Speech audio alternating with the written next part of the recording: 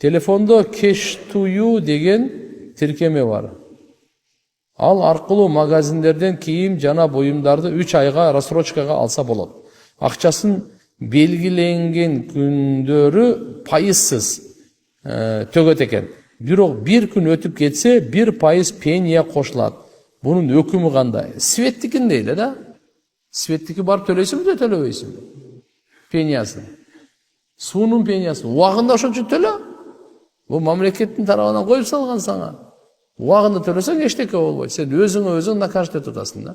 Атак исламдын көз карашы менен отурган болсок, пения бизде жок. Бирок адамдар азыркындай кош көңүл болуп туруп, не болсоң ошол деп төлөбөй жүрө турган болсо анда талкаланат да бардыгы. Ошого убада мульзима деп коет. Убада мульзима деген сен убада кыласың. Эгерде мен убагында төлөй албай калсам, мынанча берем депчи. Ошонун негизинде боло берет. Денеге кам көрүүчү дейби, кредиттин адал же арам экендигин тактап иштетүү зарыл. Эгер күмөндүү кошулмалар болсо өкүмү кандай? Денеге эмне дейт? Крем? Денеге кам көрүүчү крем. Денеге кам көрүүчү кремдин адал же арам экенин тактап иштетүү зарыл. Конечно. Денеге да караңыз туугандар, кайсы адал, кайсы арам. Арамды иштетпеңиз.